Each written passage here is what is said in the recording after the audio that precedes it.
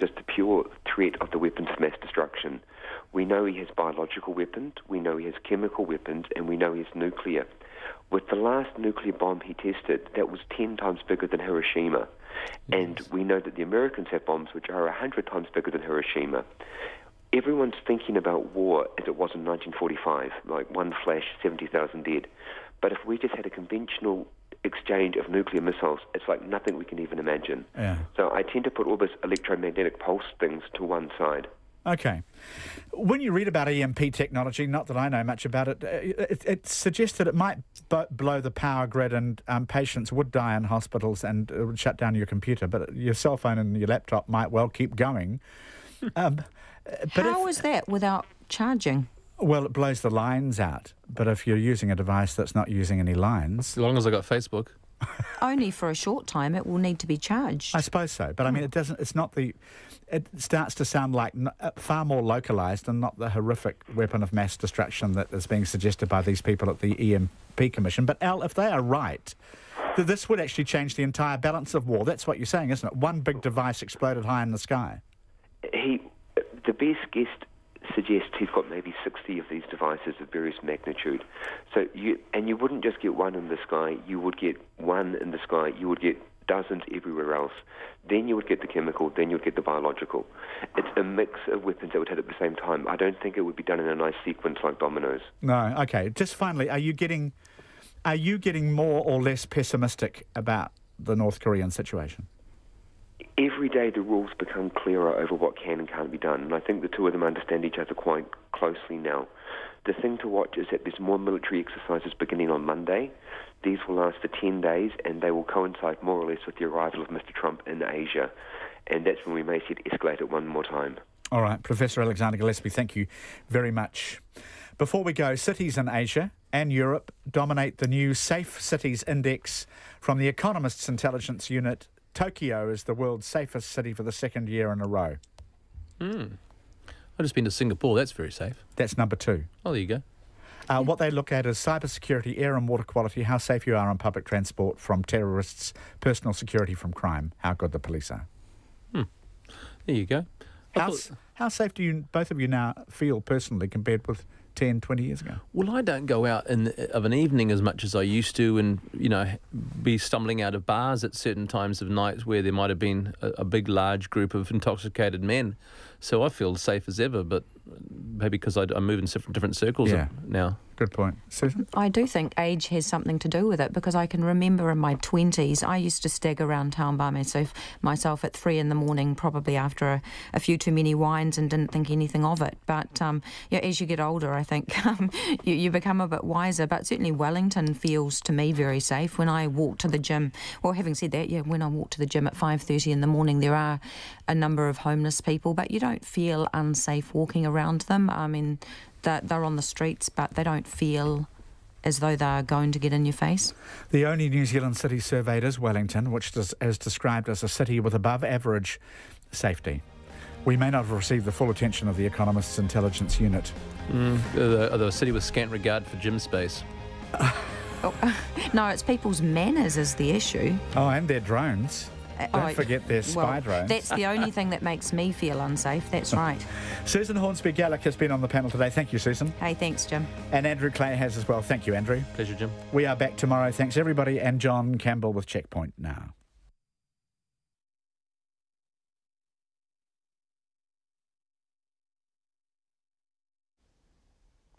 Sounds like Marcel Marceau was doing our music tonight. I'm sorry about that, but I'm here, even though the theme tune isn't. And besides, we've played it so many times, you all know it by heart. Thank you for being with us tonight on Checkpoint. We're going to cross live to Jane Patterson at Parliament for the latest, and there isn't really any latest, but we're going to check in anyway on the coalition negotiations. They are still taking place. I've been talking to Paul East about this, who was part of the successful negotiation team for National in 1996, and he says Winston Peters will, in fact, be finding it very, very hard, and he explains why.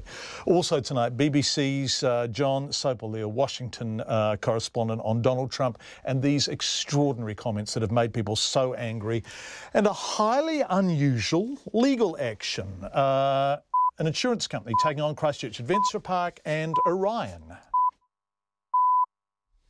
RNZ News at 5 o'clock. Good afternoon, I'm Anna Thomas.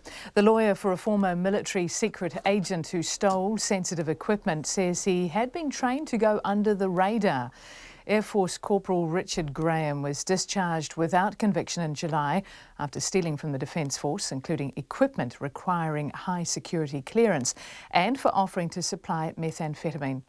The police are appealing against the decision in the High Court, arguing the judge made errors in law in assessing the seriousness of his offending.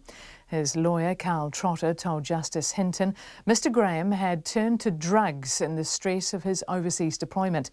He said it was an extraordinary case and there were mitigating factors, including going to extraordinary lengths to recover the stolen items and go through rehabilitation. Justice Hinton has reserved her decision. Wellington College is under fire once again after a picture posted on its student-run Facebook page appears to refer to feminism as a cancer. The public Facebook page shows a meme insinuating that the Wellington Girls College Feminist Club radio show is like cancer.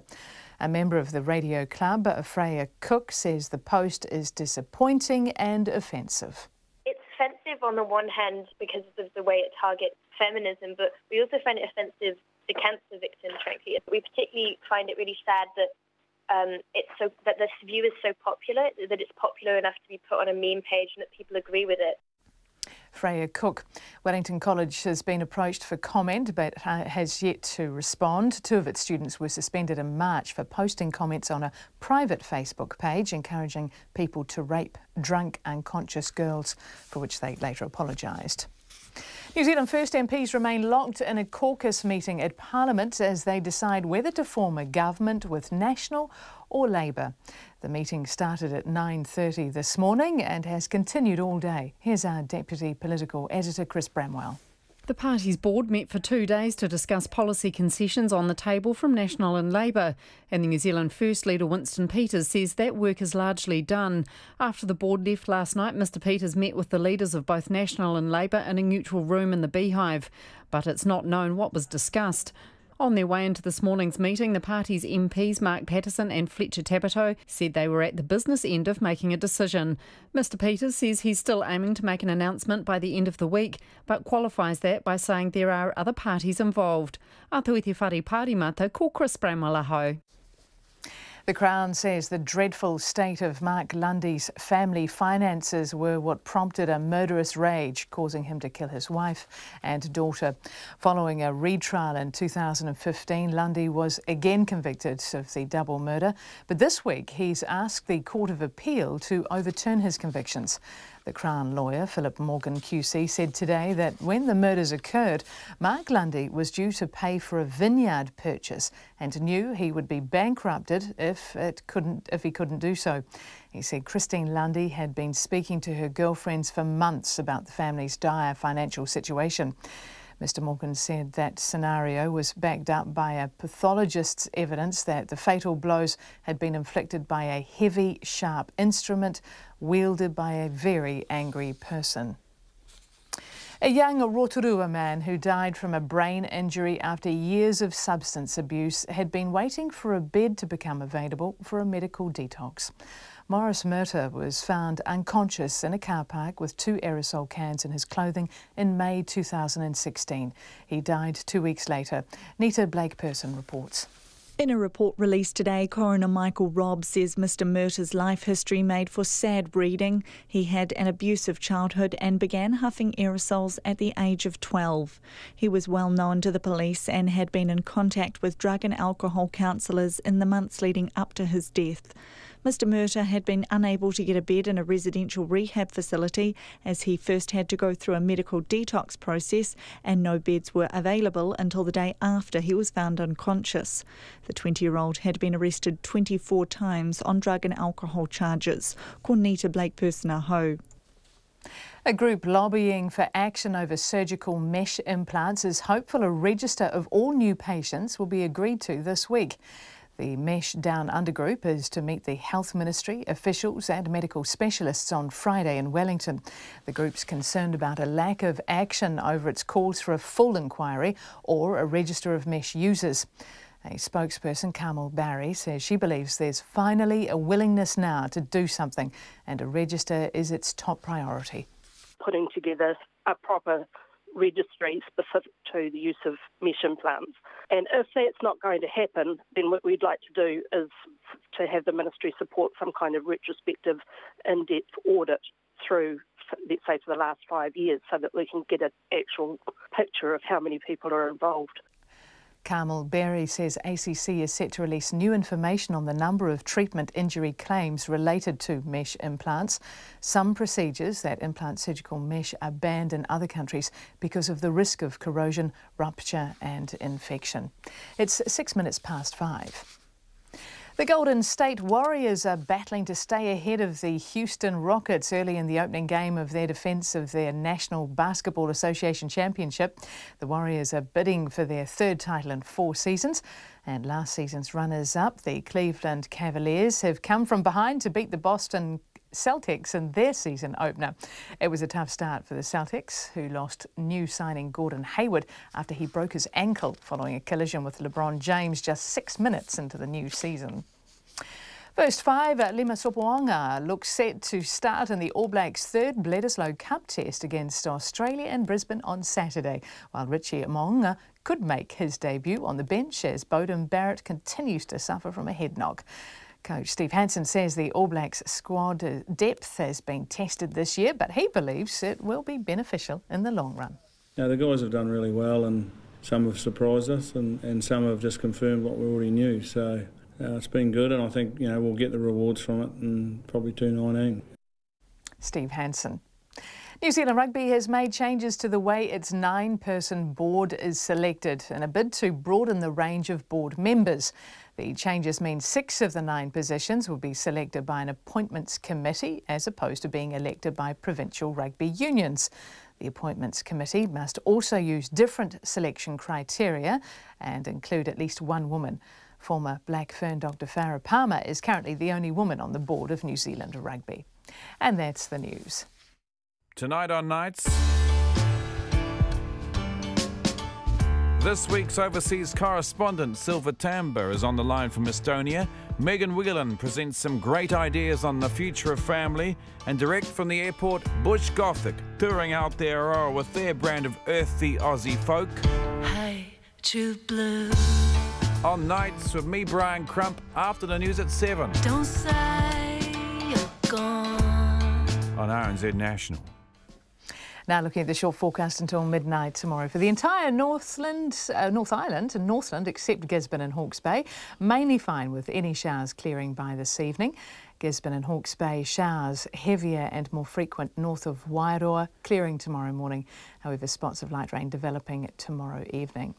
For the South Island, Nelson and Marlborough, excluding the Kaikoura coast, cloudy periods. A few showers about northwest Nelson, becoming fine tomorrow. Kaikoura coast, Canterbury, Otago and Southland mainly fine, but a few cloudy periods in the north until this evening. Bulla to Fiordland, mainly fine. Also some cloud and isolated showers about Bulla in coastal Fiordland. And for the Chatham Islands, showers, some possibly heavy with hail, but it will clear tomorrow morning as well. RNZ National, it's 5:08 and you're listening to Checkpoint with John Campbell. Thank you very much indeed, Anna Thompson. Thank you everyone for being with us. Coming up tonight, the Lundy appeal, another appeal in court, this time in Auckland, involving a man who keeps being referred to as a secret agent, a most unusual case. Speaking of unusual cases, an insurance company suing Orion and an adventure park in Christchurch. And also tonight, if you are stuck in traffic now looking around and thinking that you are very much a better driver than all the people around you, they're thinking the same thing, and you're all wrong. The AA is going to explain that to us. But the waiting continues for a decision on who will lead the government, with New Zealand First MPs having been locked in a meeting at Parliament all day today. The party board was dispatched last night, of course, just before we came on air last night, after considering policy proposals from Labour and National on Monday and Tuesday. Let's go to our political editor, Jane Patterson, who is joining us now from our gallery office. Hi, Jane. It's lovely to talk to you. Do we know anything about what's happened today?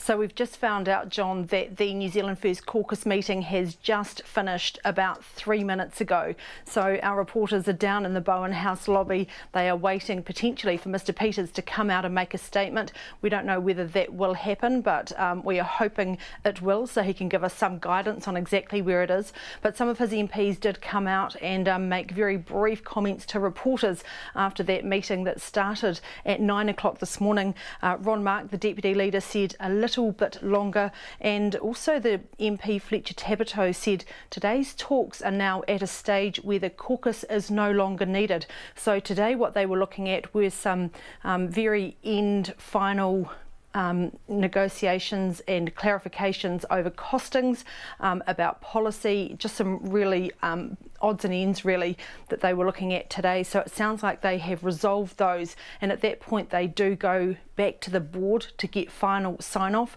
Now that wasn't, the board didn't need to come back physically to Wellington to do that. They were going to do that by telephone or by email, so that may well have been done, but as I said, waiting for Mr Peters now to give us some clarification about exactly where they are at.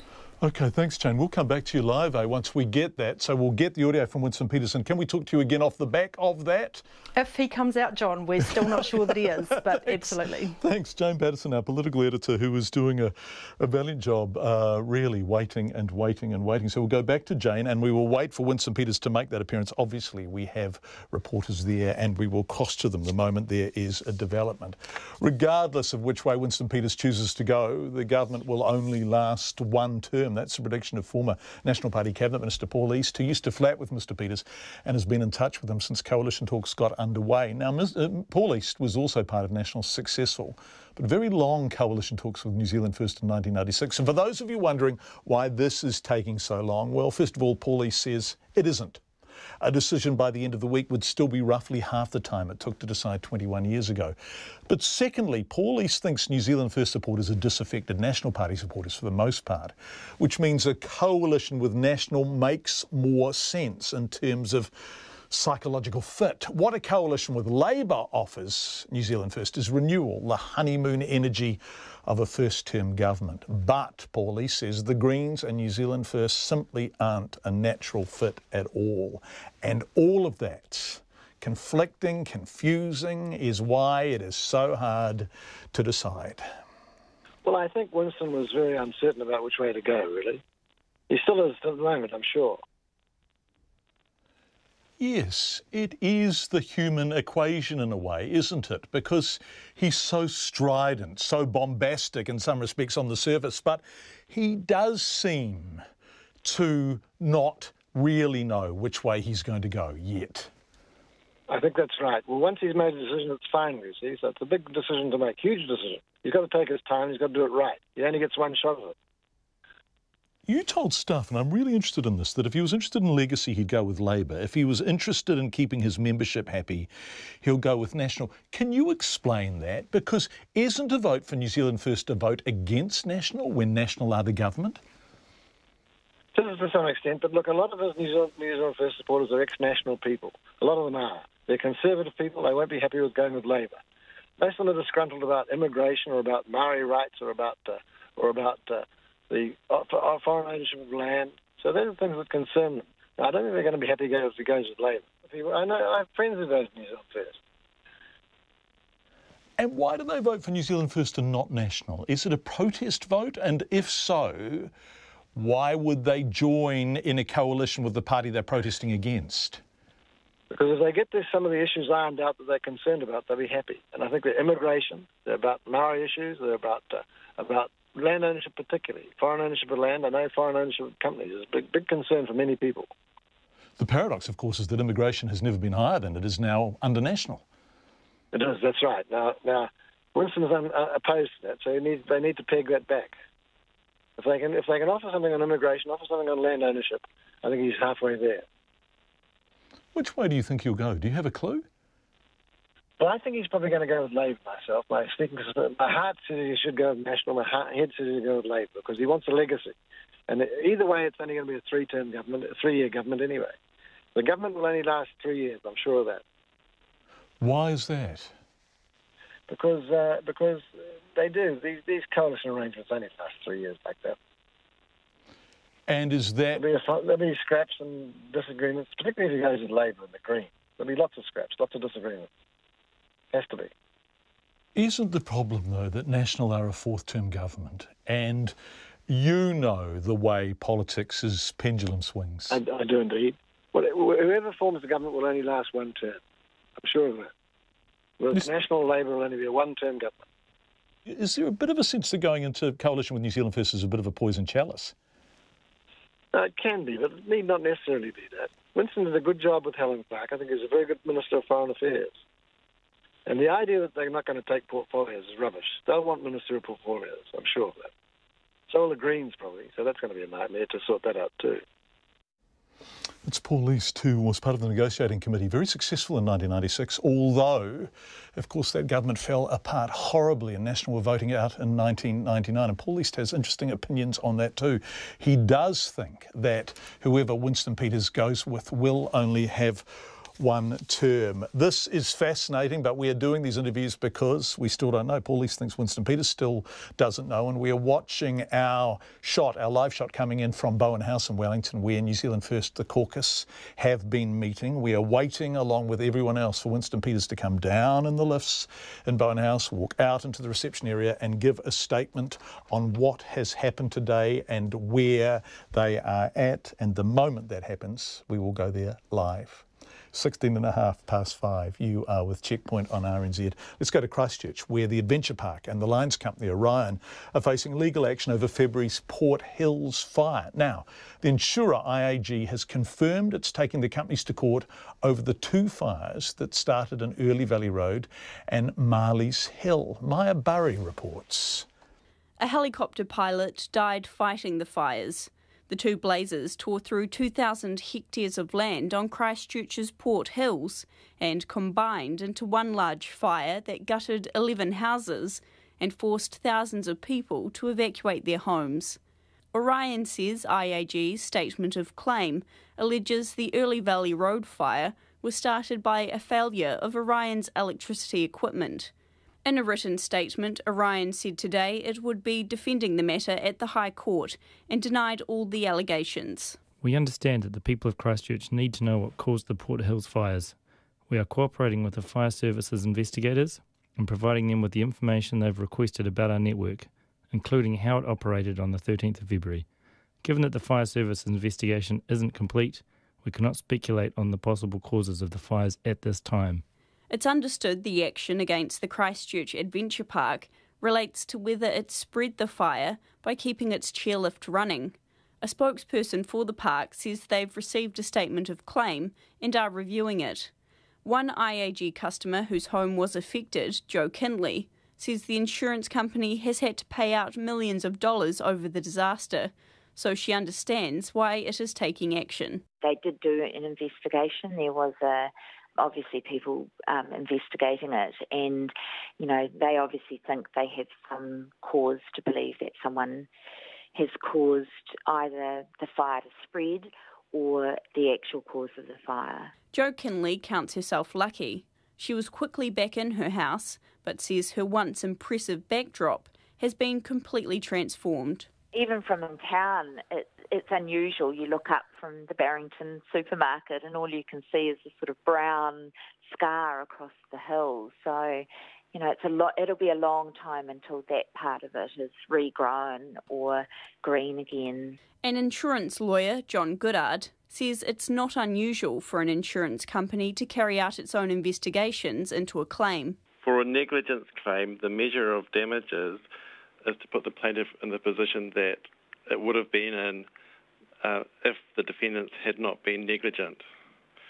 So potentially in this case, the defendants could be liable to reimburse IAG for all the money it has to pay out in its claims.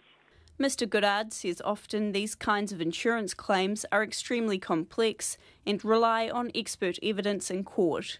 Fire and Emergency says the investigation into the Marley's Hill fire has been completed, but the report is yet to be finalised. The fire was found to be suspicious and the case is now with the police. It says the investigation into the Early Valley Road fire is still happening. In Christchurch for Checkpoint, Maya Burry.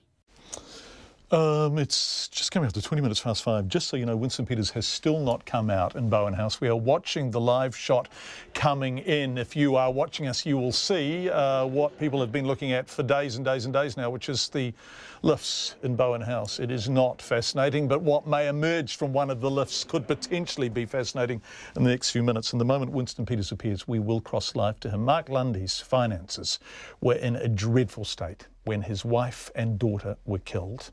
An issue that the Crown says saw a flurry of phone calls between him and his wife, prompting the murderous rage which led to their deaths. The bodies of 38-year-old Christine Lundy and 7-year-old Amber were found by Mrs Lundy's brother in their Palmerston North home on the 30th of August 2000, 17 years ago. Both had been brutally bludgeoned to death. In 2002 and 2005, Mark Lundy was found guilty of their murders, but this week the Court of Appeal has been asked to overturn his convictions. Our court reporter Anne-Marie May has been at the appeal hearing and joins us now. Hi, Anne-Marie. What else did the Crown say about the motive for these murders? Hi, John. Well, the Crown lawyer, Philip Morgan QC, said that when the family were killed, Mark Lundy knew it was D-Day for an agreement he'd made to purchase a vineyard, and that if he couldn't come up with the money, he was going to be bankrupted. Mr Morgan said that for months Christine Lundy had been speaking to her girlfriends about the dreadful financial mess the family was in, and that the evidence showed this flurry of calls between the pair before the day before the murders. Mr Morgan said there were 5 blows approximately to Amber Lundy and 7 to Christine, some of which cut deep into her skull, and he said the pathologist's evidence was that they'd been inflicted by a heavy, sharp instrument that was wielded by a very angry person. Regarding the frenzied nature of the attack, he said clearly it was serious because some of the blows had even missed Christine Lundy altogether and gone into the headboard. Mr Morgan also referred to a conversation that Mark Lundy had with a witness whose name is suppressed, who claimed that Lundy told him he wouldn't be in the situation he was in if his daughter hadn't seen what he was doing to his wife. In that regard, the Crown said that also raised the question of why, for example, a random burglar who didn't know the people living in the house would go as far as to kill a little 7-year-old girl who saw him. John, the Crown also pointed to small fragments of orange and blue paint which were found in Christine Lundy's head wounds, in the washings that were done at the post-mortem and also in the bedding, and that was similar to the paint that Mark Lundy had told people he used to mark his tools. Talking of very small things, Anne-Marie, what was discussed about the DNA evidence, which has been so crucial, hasn't it? Well, that's right. Philip Morgan said that the defence lawyer Jonathan Eaton had argued that it was, as they say, novel science, something completely new that was used to convict Mark Lundy. But he said the fact that Christine Lundy's brain tissue was found in 2 places on Mark Lundy's shirt was a kind of central fact no one could get away from. He said a group of the world's leading neuropathology experts had said that when they used very routine techniques looking down a microscope, they could see central nervous system tissue in those blobs, if you like. That's tissue of the sort that's found, for example, in brains and spines. Mr Morgan said the material had to have been applied when it was fresh, and he said it was very wide of the mark to suggest a miscarriage of justice had occurred based on that scientific evidence. And so, of course, we will hear more evidence from the Crown tomorrow, and it's expected that this appeal hearing will wrap up at the end of the day tomorrow. Anne-Marie May, who has been there at the appeal court, thank you. Let's head now to Washington, where Donald Trump has provoked fury with the strange and false claim that he's one of the few US presidents to call the families of US servicemen and women killed in action. Fury is no overstatement either. The Deputy White House Chief of Staff during the Obama presidency responded so angrily that I simply can't read her tweet out on air, but it ended with her calling Donald Trump, and I quote, a deranged animal. And she wasn't alone in her Twitter anger. Now, President Trump had been facing questions about why it had taken him so long to publicly refer to and privately respond to the deaths of 4 US Special Forces soldiers involved in an action against Islamists in the Sahel region of north-central Africa. The 4 were killed on October 4th. It took 12 days for President Trump to acknowledge their deaths. But then, as the BBC's John Sopel told me, he started to make up for lost time. Well, Donald Trump got asked a question at a White House news conference, and Donald Trump has taken in the last few days, just as a kind of context, to endlessly be giving sort of mini interviews, to be giving press conferences, what they call a gaggle in the White House. And he was asked a question that seemed an innocuous enough question about whether the president had been in touch with the families of 4 servicemen who had been killed in Africa or in part of an operation. And it was the worst kind of incident since Donald Trump ascended to the presidency. And he didn't just answer the question about whether he'd been in touch with the families. He said, well, because, unlike my predecessors, and I don't think Barack Obama phoned up the families or contacted the families, my predecessors. And so people thought, hang on, are you really playing the I look after dead servicemen's families better than my predecessors do? Because that's a pretty odd place to go. And then he was challenged on it and said, come on, are you really saying that? And he said, well, I don't know, that's what I've been told. Well, if you don't know and that's what you've been told, surely on a subject as sensitive as that, discretion might have been the better part of valour. And what you do is you kind of don't go there on that particular issue. But he did, and he, as is Donald Trump, shows no particular appetite for backing down on it. And so you've had a furious reaction from aides to Barack Obama and aides to George W. Bush, who said, don't be so ridiculous. And I suppose, John, the other thing about it is, I'm sorry to be long-winded, is that this is something that previous presidents just haven't talked about. It's sometimes, the president has gone in there and they have had family members shouting and crying and railing at the president for the death of their son or daughter. And the president has quietly stood there and taken it, but has never made public that sort of thing. Donald Trump chose to make it public. Yes, this extraordinary response from a woman whose brother was killed in Iraq, who said she did indeed hear from President George W. Bush, and she did indeed really scream at him. And it is such a direct and explicit contradiction of what President Trump is saying. And that particular family took to Twitter, obviously still in pain at the loss of a loved one during the George W. Bush era, but saying, broadly speaking, Bush did the right thing. And Donald Trump, well, I won't say what they said about Donald Trump because it's unrepeatable on your airwaves, I suspect. But it's something about being a liar. And the other thing about it, again, which was so odd if you think of normal politics, Donald Trump sort of made it about him by talking about how, this is one of the toughest things I have to do. It's really tough having to make those calls and to speak to those family members. And, those are my worst days in the White House when I have to, like poor me. And really, should you be having an attitude which has an echo of poor me when it is the families who've lost someone very, very dear, a father, a son, a daughter, a wife, etc. And I think that again, slightly jarred that, people are saying, well, isn't that a rather narcissistic way of looking at what is a family tragedy, and yet you make it about you? And so, again, the optics of that were, how should we put it, slightly unusual. Yes, slightly unusual, and what looks like another misjudgment, the falsehoods, the bullying, the undermining of Rex Tillerson, misjudgment after misjudgment, or is it more calculated than that? John, right, this is going to sound like a very BBC response, i.e. on the one hand and on the other, and, we've got this reputation for being impartial.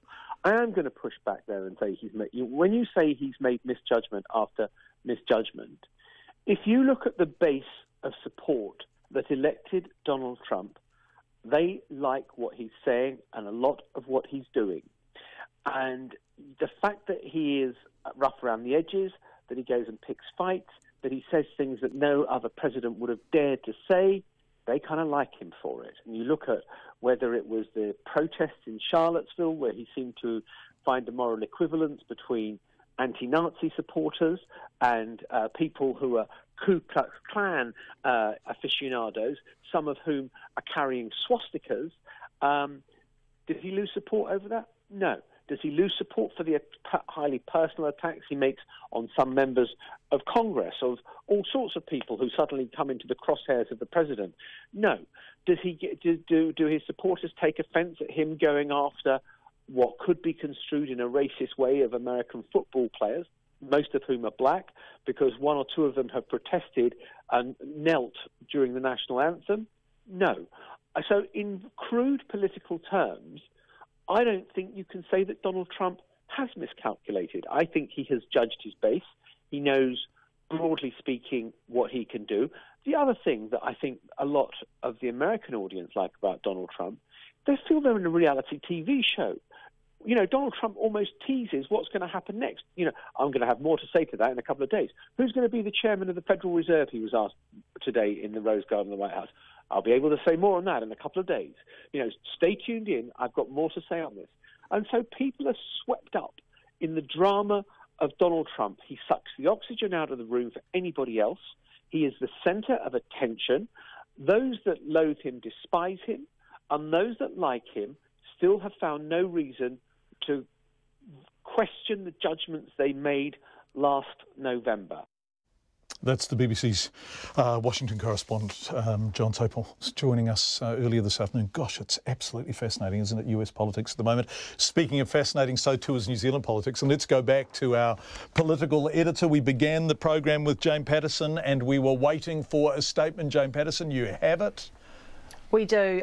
We do not have any interview or stand up with Winston Peters, but a statement was issued just minutes ago saying that New Zealand First will be in a position tomorrow afternoon to make an announcement on the result of negotiations for the general election. Now, Mr Peters in the statement says he has spoken to the leaders of both National and Labour, Bill English and Jacinda Ardern, and amongst other matters advised them of that. So I think the key words there are amongst other matters. Yes. So we don't know at this stage whether he has advised them of the result of his decision, and we don't actually know whether they will be informed before New Zealand First and Mr Peters makes that announcement tomorrow afternoon.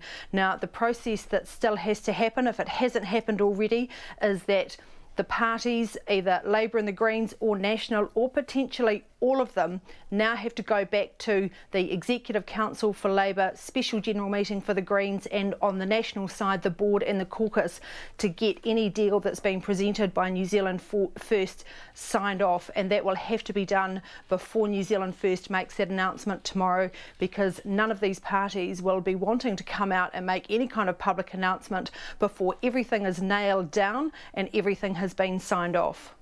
So at the moment, what have we been told we are getting tomorrow afternoon, Jane? We are told we are getting an announcement on the result of the negotiations. I think you can clearly interpret that as Mr Peters will announce which party he intends to form a government with. What is unclear is the process and the behind-the-scenes things that will happen between then and now, and also exactly what he has communicated to those two leaders in terms of that announcement and the substance of that announcement. As I said, we haven't had a chance to talk to Mr Peters. He issued this two-line statement. That is all the public comment he appears to be making today, so we haven't had a chance to put any more detailed questions to him. So announcement tomorrow, and it's going to be in the afternoon. Thank you very much indeed, Jane Patterson, and obviously we will have that announcement live on NZ National.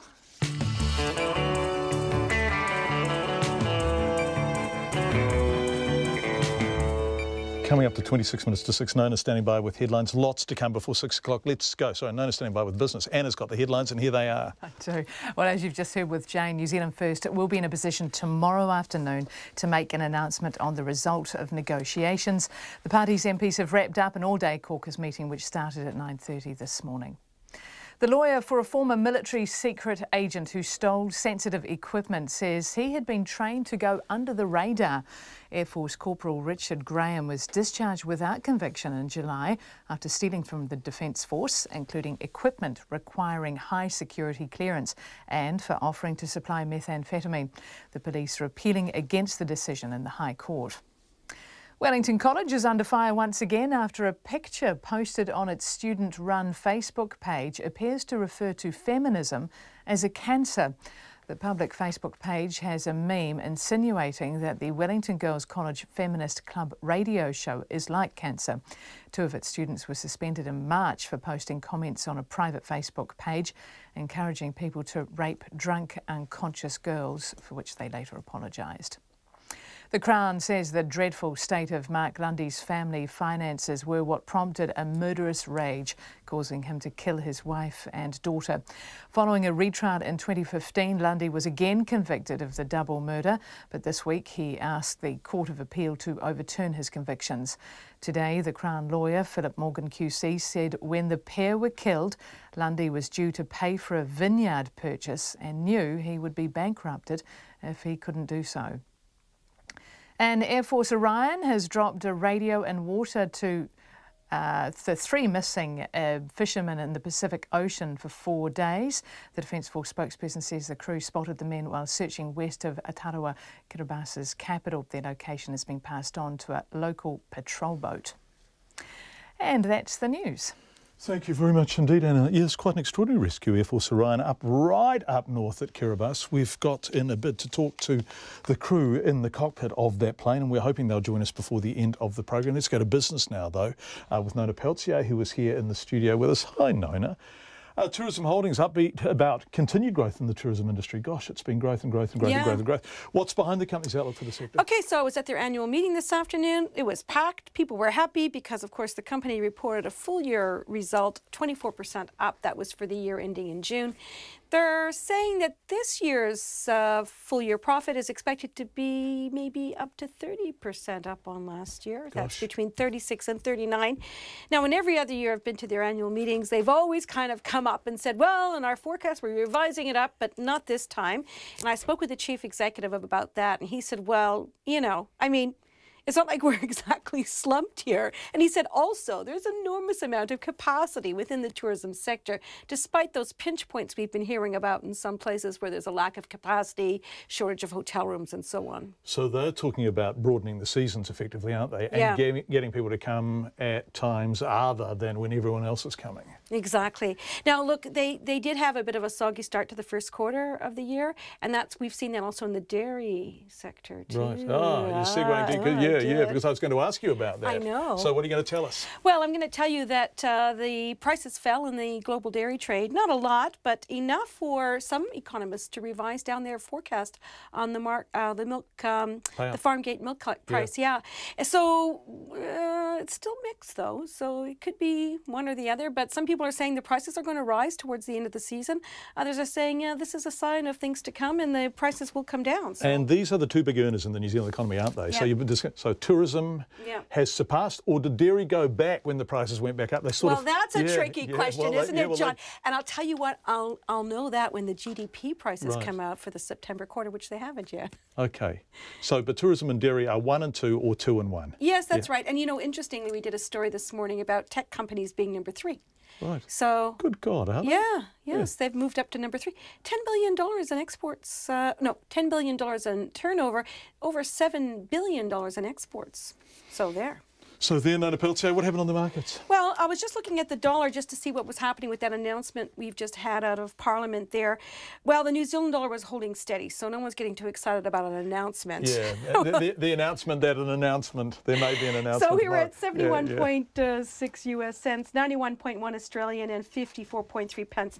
Interestingly, the New Zealand Top 50 Index had another record close, but again, just barely 3 points up, 8,115. And what we've been seeing there is that the morning opens, it's the New Zealand investors, they're driving the market down a bit, but then the Asian market opens and boom, lots of buyers come back in. So every day it's a bit of a, you know, I don't know, teeter-totter? I'm not sure exactly how you would call that, but yo-yo, anything you'd like.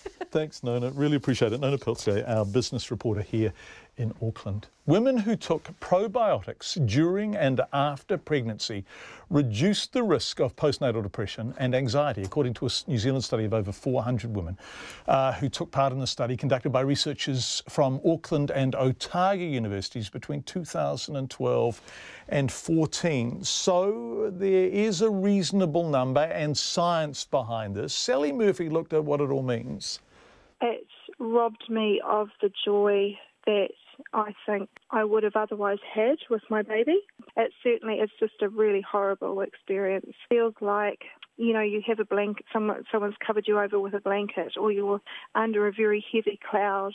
Christina Patterson's personal battle with postnatal depression inspired the registered nurse to start up Mothers Helpers, a support network for women under stress. She says the new study's findings could be a game changer. We've got quite a number of issues with perinatal depression at the moment. There's a delay in identification and diagnosis of both antenatal and postnatal depression. We don't have many funded early intervention services, certainly not many opportunities for funded counselling. During the study funded by the Health Research Council and Fonterra, 212 women were given the probiotic, the rest were given a placebo. Those taking the probiotic showed significantly fewer signs of depression and anxiety scores than those in the placebo group. Christina Patterson says there's still a long way to go, as many women go undiagnosed and suffer the effects of anxiety and depression alone. She says the probiotic study needs to be backed up by more research, but the results are promising. My advice to anyone is whatever you choose to take, always check it out with your GP or with your midwife for that matter. Then absolutely, I think if I was going to have another baby, I would absolutely try it. The study's lead author, Dr. Rebecca Slykerman, says the research was conducted because there is mounting evidence from animal studies showing a link between gut health and mental health. So when people take probiotics, it changes the composition of the microbiota in the gut, and that then affects brain chemistry. So the theory behind the study was that if brain chemistry is altered, then we may be able to influence things like feelings of depression and anxiety by taking a probiotic. Dr. Slykerman says only one strand of probiotic was tested. So we're not at the stage yet that we can recommend that all women take probiotics during their pregnancy. What we need now is further studies to replicate this finding. There are also some unanswered questions that we have about whether or not the effect is seen just for this probiotic or whether it is also seen for other probiotics. A professor of clinical psychology, Julia Rucklich, says there needs to be more targeted research because the initial focus on this study was the effect of probiotics on eczema. It's important to be cautious about the findings because we're not sure whether or not they would confer the same type of benefit in people who are actually recruited for depression and anxiety. The study's researchers say they're planning on conducting more research. For Checkpoint, Sally Murphy. 17.5 to 6. We turn now to a most unusual court case in which the Crown is appealing a decision to allow a former military spy who stole sensitive operational equipment to walk away from court without conviction. Now, Air Force Corporal Richard Graham was discharged without conviction in July after stealing from the Defence Force, including equipment requiring high security clearance and for offering to supply methamphetamine. The Crown have appealed the sentence, or effectively lack of it really, in the High Court in Auckland. But it's the background to this case that is so unusual. Here's our reporter Tom Furley, who was in court. What we know about this guy is an Air Force corporal, and basically his lawyer described him in open court as working as a secret agent. Did the lawyer use that phrase, secret agent? Secret agent. Like James Bond? Yeah, well, I mean, we don't know what that entails. What is a secret agent? What do they do? Well, a lot of those details are suppressed or just haven't been put out weren't presented in court or by the Defence Force. Right, so secret agent is the shorthand the lawyer uses. Yes, okay. yes. So all we know is that he was working as a secret agent in what was called by the lawyer a highly stressful situation overseas. And so what we know from inside court today was that the stress of all that, he turned to drugs, which he found were helpful and effective for his job over there.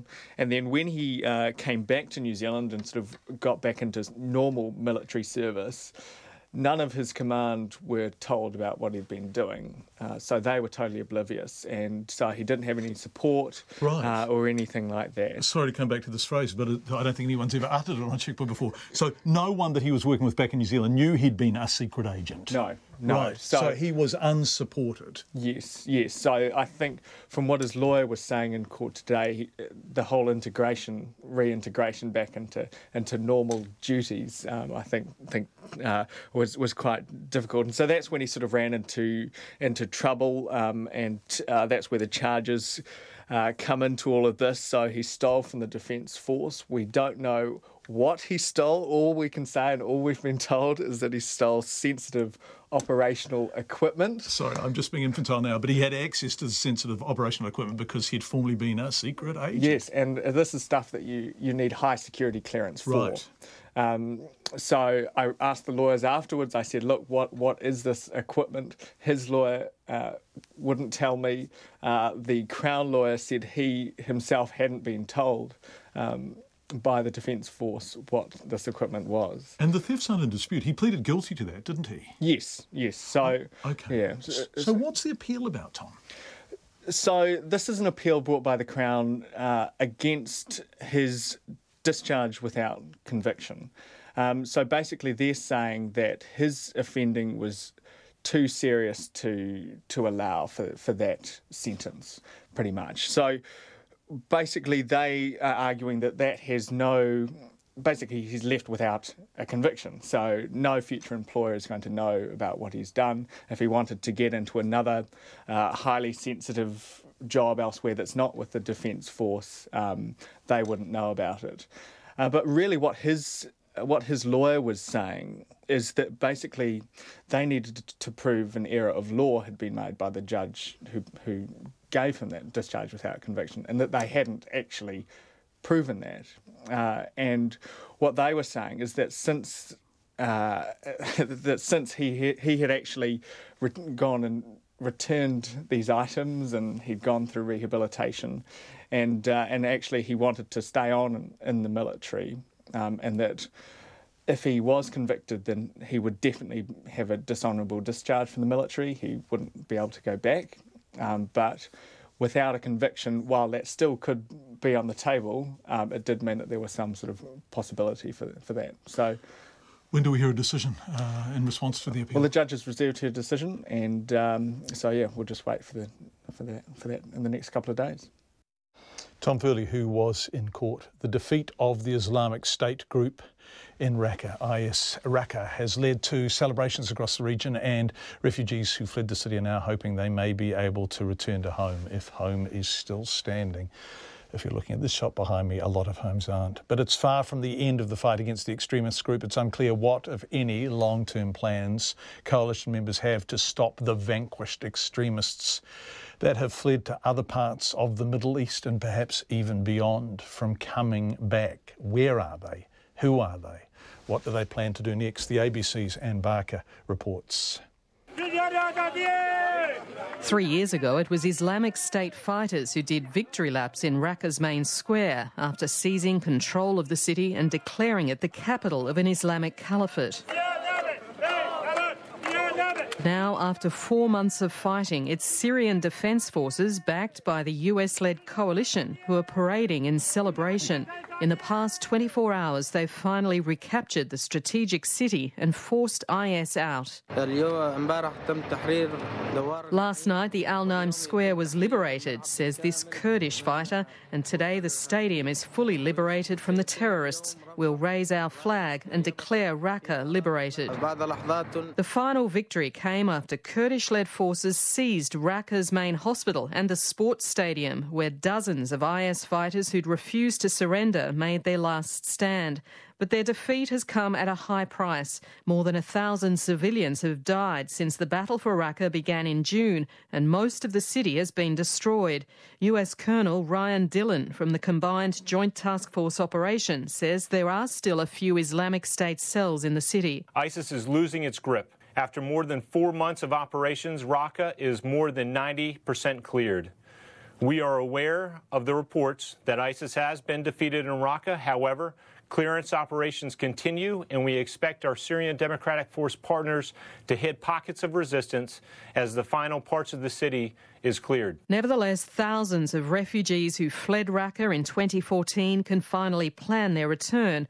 Abdelmajid Al-Hamoud and his family have lived for 3 years in a refugee camp in Jordan. His son Khaled says he hopes to return to Raqqa as soon as he can. We're very happy because Raqqa has been liberated, he says, and I can't wait to see our relatives and friends. I can't wait to return to my school and meet my grandfather and friends and have fun with them. But all that could still be a long time off. 80% of Raqqa's buildings have been flattened or shattered, and much of the city is littered with explosives and booby traps. A US State Department spokeswoman, Heather Nauert, says the US will take the lead in removing landmines before anything else can be done. Eventually, we would get to the point where we would start to remove some of the rubble, get to the point where we would get the electricity going once again, providing clean water. All of this takes time, but we have committed people who are willing to do this very difficult work to get the basics back for the people of Syria, specifically in the area of Raqqa. Even then, there's a long road ahead before Raqqa can return to anything like normal life. Humanitarian workers, including George Graham at the aid agency Save the Children, say the city may have been freed, but the humanitarian crisis is getting worse. There's more than 250,000 people who have fled the city. At least half of those are children. They're hungry, they're exhausted, they're very vulnerable, and lots of them are really traumatised. They're living in desperate conditions in hot camps, and of course some of them will not go home because their houses have been demolished. They need protection, and most of all they need education. These kids need to get back to school so they have some sort of future. And while Islamic State fighters have fled their de facto capital, they haven't abandoned their cause. Their defeat in Raqqa is just another step in the broader campaign by the US and its allies to contain the extremists' insurgency. And they're yet to come up with a clear long-term strategy to prevent Islamic State leaders from regrouping and establishing new bases elsewhere in the region. That's Ann Barker reporting. Let's head to Wellington now, where Evans Bay residents say their little slice of paradise has been marred by freedom campers, and they're outraged Wellington City Council is proposing more travellers be allowed to park up on the marina there. The council is proposing to add another 30 car parks to the 46 car parks currently allocated for freedom campers. But residents whose properties overlook the marina say they're fed up with seeing campers getting dressed in public, doing their laundry and more. Te Aniwa Hurihanganui has the story.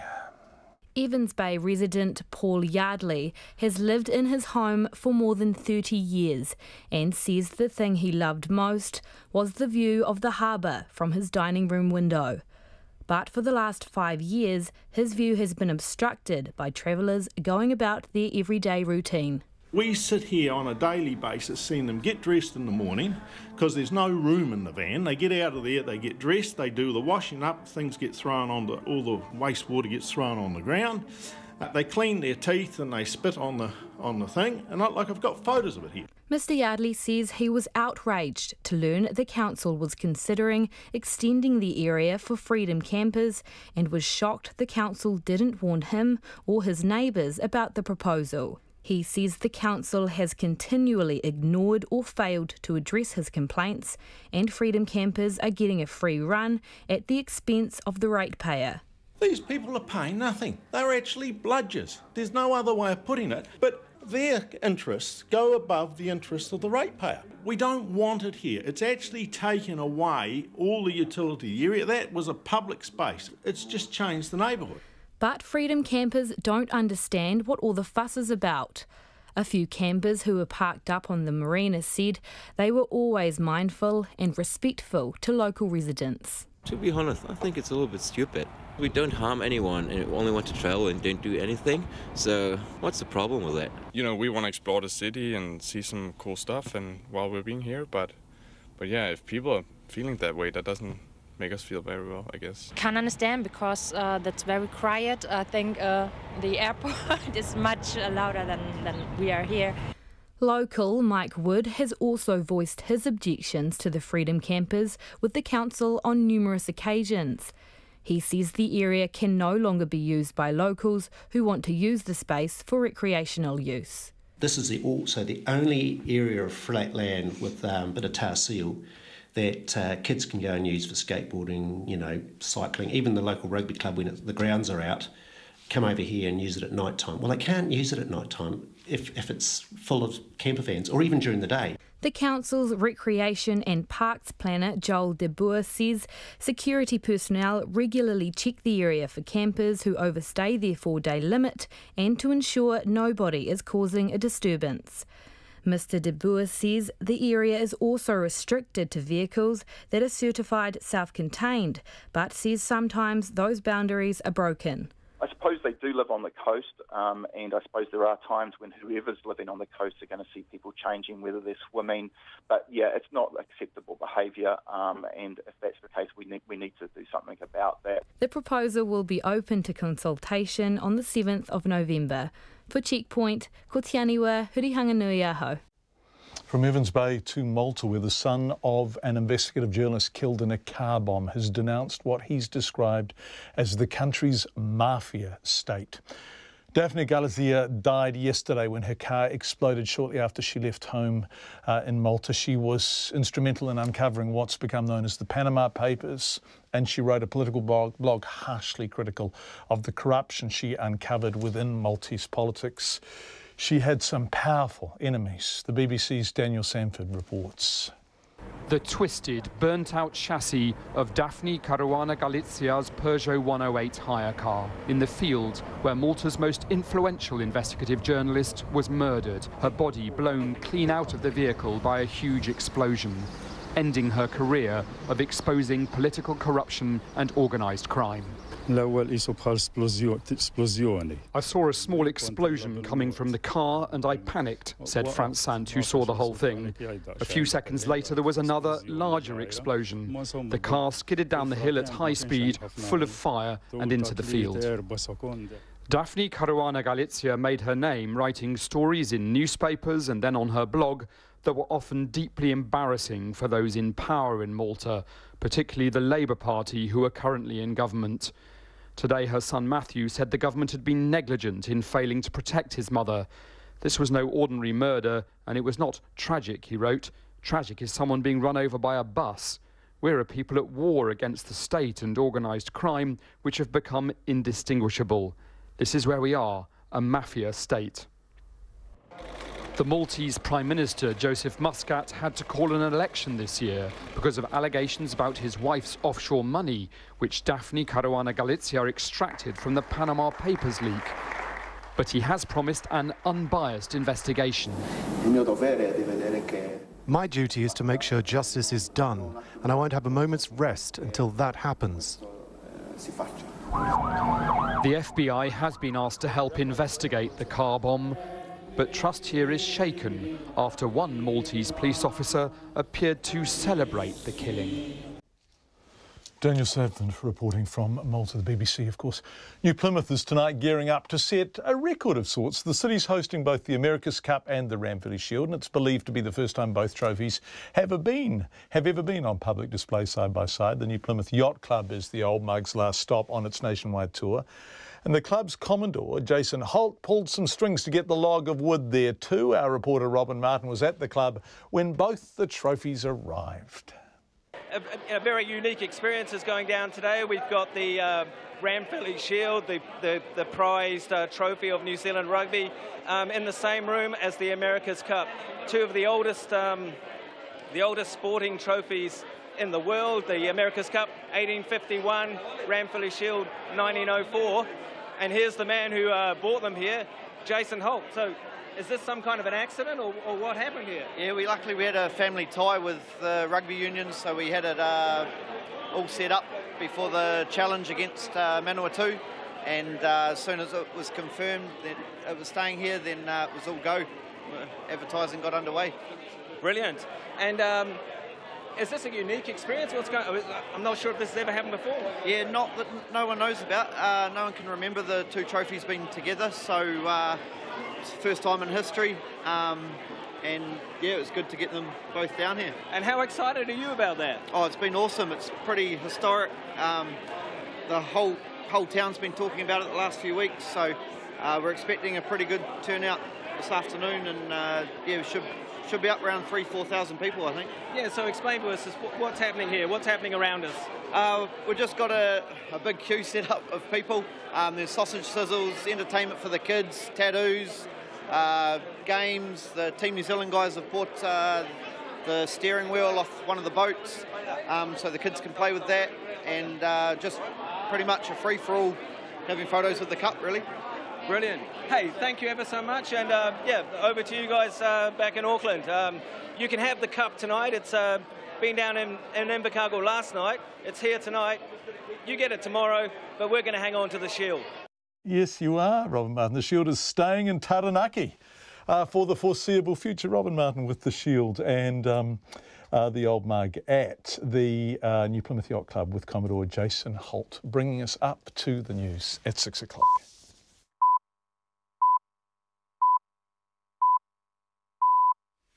RNZ News at 6 o'clock. Good evening, I'm Anna Thomas. New Zealand First says it will be in a position tomorrow afternoon to make an announcement on the result of a coalition negotiations.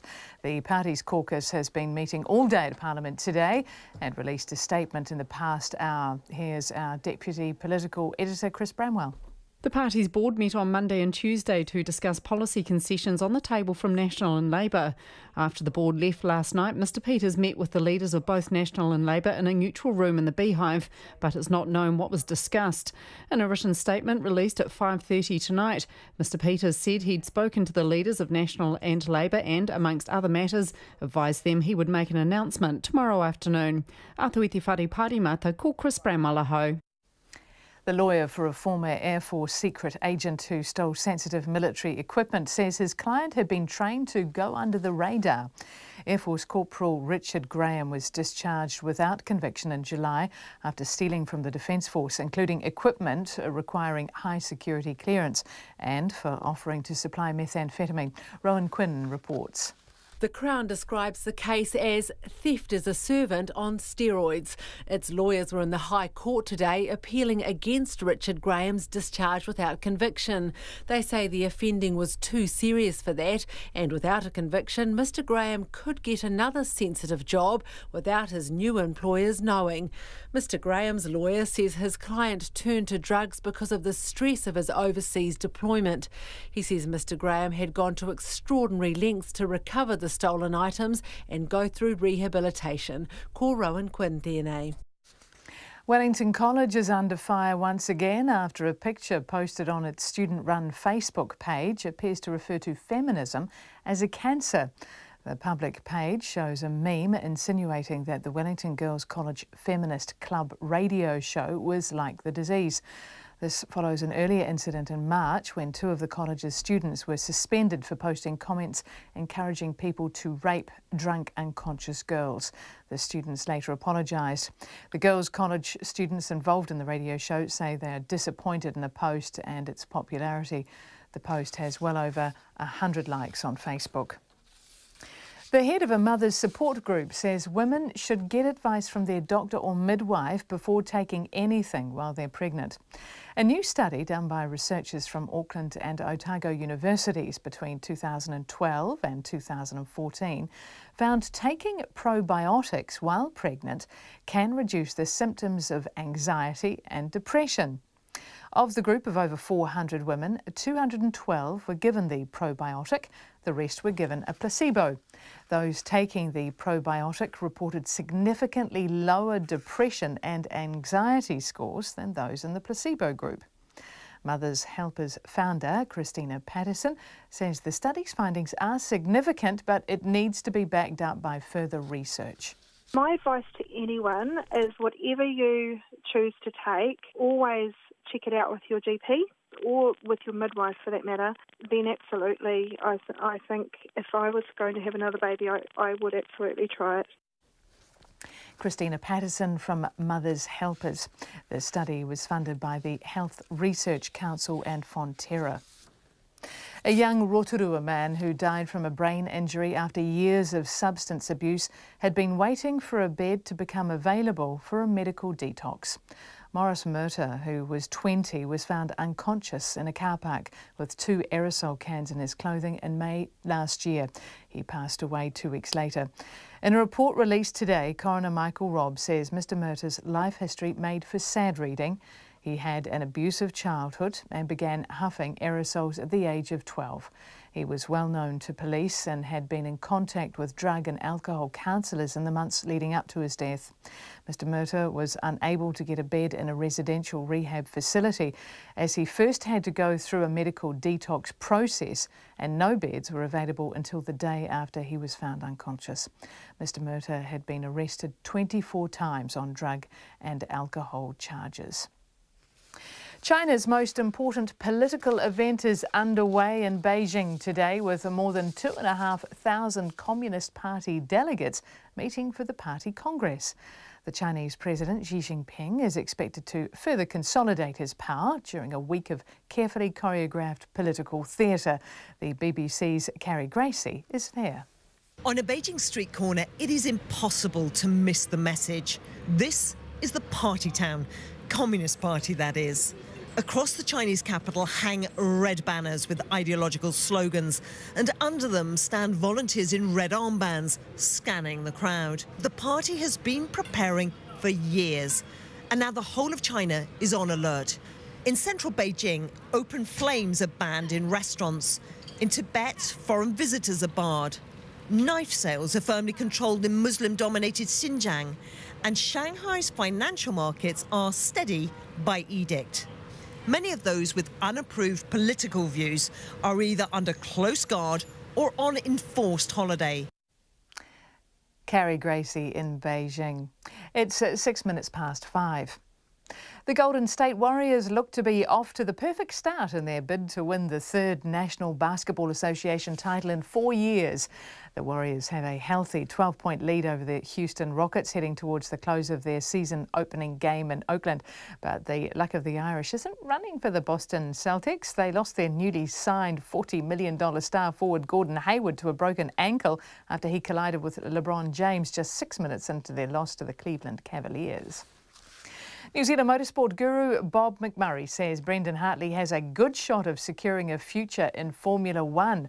The 27-year-old New Zealander will get his first drive for Toro Rosso at the US Grand Prix this weekend. McMurray, who spent 4 decades with McLaren, says Hartley has one big advantage over a number of young drivers in F1. Brendan has been brought up in this with Porsche, developing that wonderful sports car they have. He's been there for years doing exactly that. He understands it. And before that even, he was a Mercedes simulator driver. He was a Renault simulator driver. He's driven single-seaters extensively. So, look, he has all the credentials. Bob McMurray. Luckless All Black utility Nehi Milner-Skudder is hoping to return to rugby in 6 months after a successful operation on the right shoulder he dislocated in this month's Springbok Test. But former Wallabies winger Digby Ione won't be returning to play for the Crusaders next season. Ione has decided to stay on with his Japanese club, saying his body isn't up to the rigours of Super Rugby. And that's the news. People in the streets in Malta. There's no opposition, the police are useless, there's no institutions. So there seems to be an air of desperation among many people here. A city freed in Syria. So while Raqqa has fallen for the most part, there's very likely to still be sleeper cells inside the city who will try to stage attacks in the coming days. And the Republicans divided. They're tired dogma of the past that Americans consigned to the ash heap of history. History as it happens. Susie Ferguson and Guy Espinel, Morning Report, weekdays from 6. Then on 9 to noon, retirement expert Barry Lavallee on the non-financial aspects of giving up work. And after 10, we hang 10 with surfer and author Phil Jarrett on his brilliantly named autobiography, A Life of Brine. Join me, Catherine Ryan, on 9 to noon after Morning Report on RNZ National.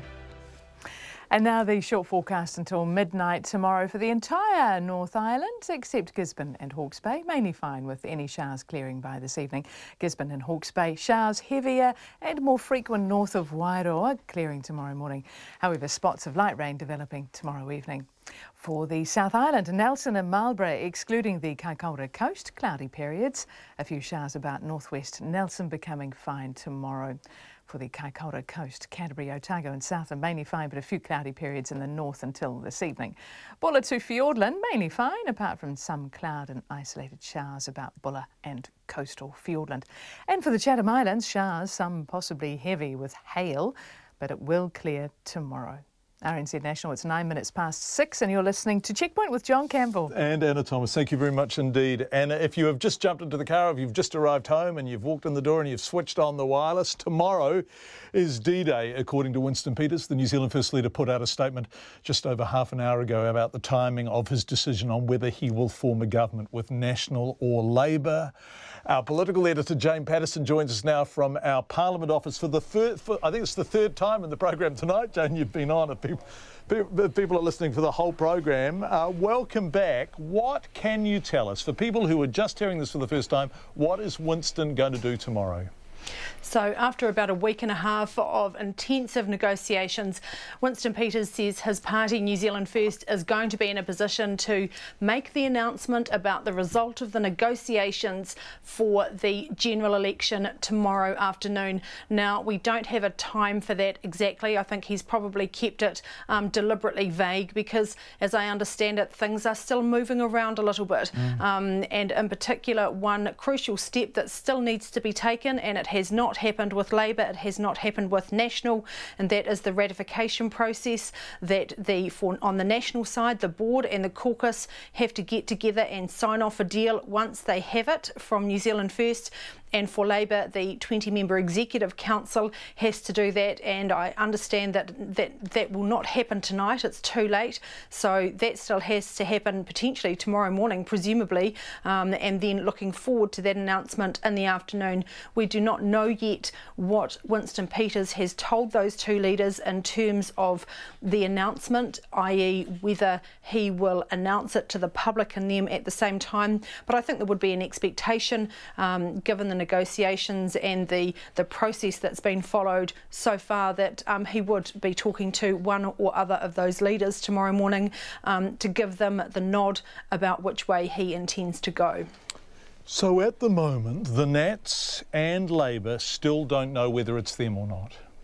We're not clear about that. What I can say is that a deal has not been ratified by either Labour or National, so read into that what you will. But I think we can say that if no one has actually ratified it, they're still at that step beforehand. So what we can say is that there hadn't been a communication this afternoon, for example, to one party, and then they went off and ratified it. So that is what I'm saying, is that is where things are at as of 6 o'clock. Yeah, what a fascinating period. The Greens. What are they doing while all of this is going on? Because they too obviously need to be part of a deal between New Zealand First and Labour, because that's how the Cuisinart rods of MMP work, right? To get them to the numbers they need. What are the Greens doing? So they, like everybody else, have really been on standby. Now, it is a little bit more complicated on the Labour side because they've been brokering two deals quite independently, one with New Zealand First and one with the Greens. Now, that deal between Labour and the Greens has been completed, but what that means is that for their ratification process, which involves 150 national delegates from around the country convening for a special general meeting, and that will be done online and can be done pretty quickly, but the feeling was that they didn't want to hold that meeting with such a large number of people involved and ratify a deal between Labour and the Greens before the substantive process, potentially, if that's where New Zealand First goes, between New Zealand First and Labour, just with the risk that it would leak. So they are on standby as well. I understand that special general meeting hasn't happened either. So they are pretty much ready to go and hold that meeting, sign off on a deal, if that's the way, if they're given the word, and again, probably tomorrow. Jane Patterson, our political editor. Thank you so much, Jane. We really do appreciate it. So, at the moment, all things being as Winston Peters' statement has said they will be, we will know tomorrow afternoon which way New Zealand First is going, and therefore who will be the next government of New Zealand and the next Prime Minister of New Zealand. Now, obviously, RNZ will have all of that live, and obviously Checkpoint will cover all of that at length tomorrow night. We do hope you will join us then. We don't obviously know what time the announcement is going to be yet, but the moment we do know, we will let you know. It's coming up to 14 minutes past 6. The Communist Party Congress, China's biggest political meeting in 5 years, is underway in Beijing, and it's not just party members watching this closely. Analysts say China's leader Xi Jinping may use his next 5-year term to take on some of China's biggest moguls by asserting Communist Party control over private sector companies. Obviously, those private sector companies have been growing and growing. Recently, the success of particularly private companies in the tech sector have been proving a challenge to the party. The ABC's Bill Birtles is in Beijing. More than 2,000 top communist delegates are meeting in Beijing today to not only confirm Xi Jinping as party boss for another 5 years, but to possibly grant him even more power. Ahead of the meeting, officials kept stressing one of his favourite talking points, reform. Reforms have been unprecedented in terms of the scope covered and actions taken. Through reform, we have resolved many difficult issues that we had hoped to solve for a long time. China's Communist Party has an iron grip on the country of almost 1.4 billion people, but it's mainly the private sector that pulled hundreds of millions of people out of poverty. And in tech, private companies dominate. E-commerce leader Alibaba and online service giant Tencent are now China's two most valuable companies. Joseph Chung, a retired professor and veteran China watcher, says the dominance of these tech firms is posing a challenge to the party. They have become very powerful and they want to suggest a paperless economy, meaning a certain threat to the state-owned banks. Alibaba and Tencent run the biggest social media and online shopping platforms and are amassing huge amounts of data on Chinese citizens. There are now growing signs the party may try to exercise some form of direct control. Recent reports reveal China's government is experimenting with a trial investment program where it buys a 1 or 2% stake in a private tech firm. In return, the government would appoint a director and exercise some control over the company's operations. I think if I were the owner of a large private company in China, I'd watch my back. David Zweig, a Hong Kong-based professor, says the tech tycoons running the two big companies, Jack Ma and Pony Ma, should be fine so long as they toe the party line. Is Jack Ma of Alibaba, is he in trouble? Well, he's bought the South China Morning Post. Maybe he's being a good boy. He's listening to the party. He's working closely with the party. I think it's at the national level and the local level. If you're a private sector businessman, you got to work with the party. That's your security. Xi Jinping will today outline his vision for China in a major speech at the opening of the Congress. Whatever his goals for this giant country, he's certain to claim only the Communist Party can help achieve them. Bill Birtles in Beijing, and we're going to head from there to Colac Bay in Southland, where residents are blaming council incompetence for the loss of their waterfront road to erosion. Now, District Council has agreed today to delay permanently closing the Foreshore Road for at least a month until they've had time to inspect it. But locals want to promise it will be restored and reopened for good. Will it be? Our Otago Southland reporter Ian Telfer is in Colac Bay.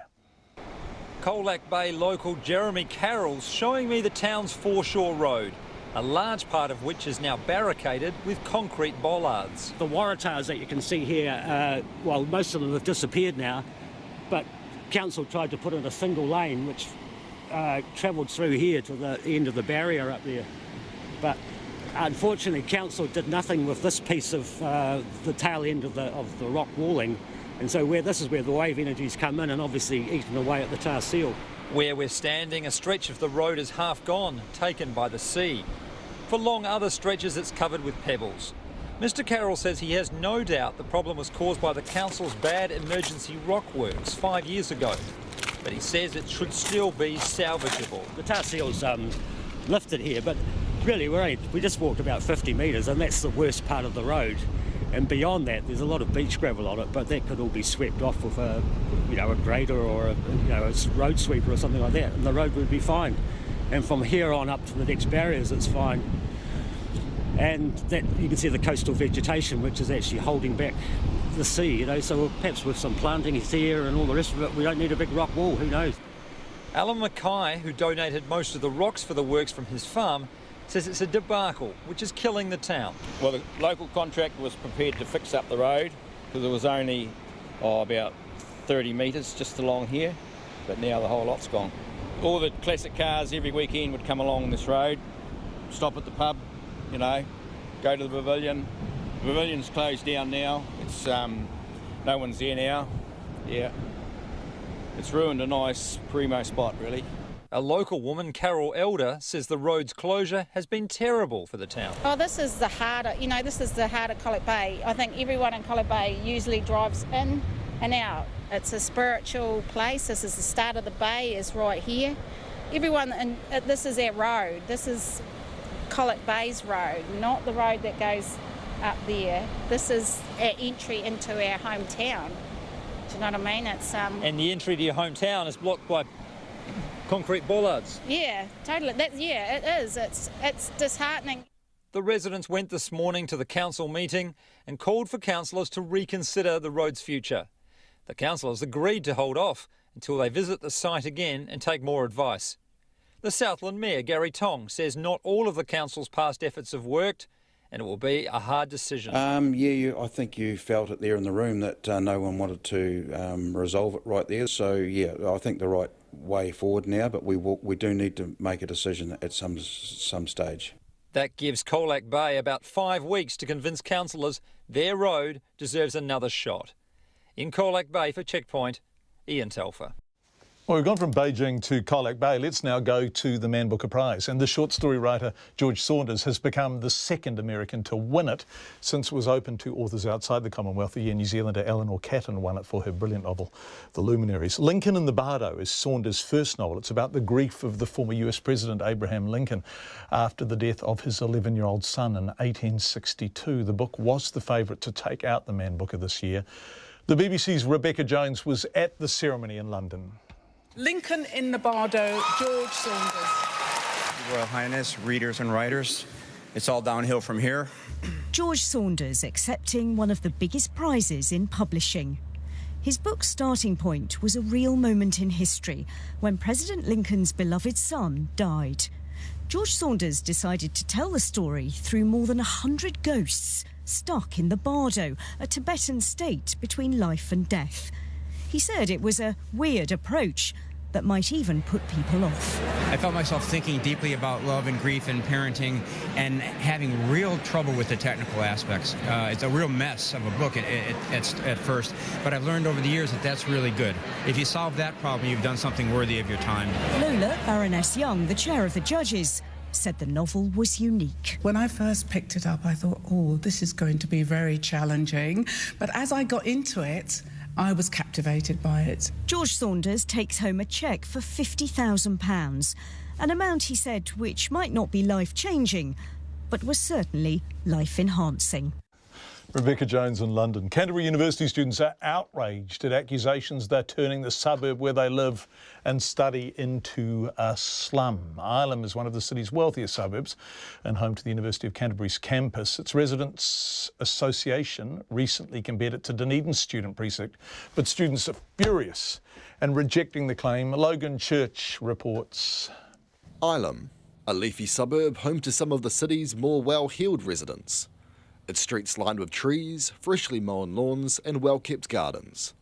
But it's also home to students, who are furious at comments that the state of student housing is turning the suburb into a slum. The Ilam and Upper Riccarton Residents Association's chairperson, real estate auctioneer Phil McGoldrick, made those comments at a meeting last week. He's lived in the area for 17 years and says it's deteriorated in recent years. If we are not careful as residents in this area and we see a continuation of the deterioration in the area around the university could well start looking like the area around the university in Dunedin. And I said that that's almost slum-like. And I think you've got your head in the sand if you don't accept that area around the university in Dunedin is hardly desirable from a Christchurch perspective, or from this area's perspective anyway. Come with me, we just walk around the corner. As we walked down his street, Phil pointed out properties he didn't feel were up to scratch.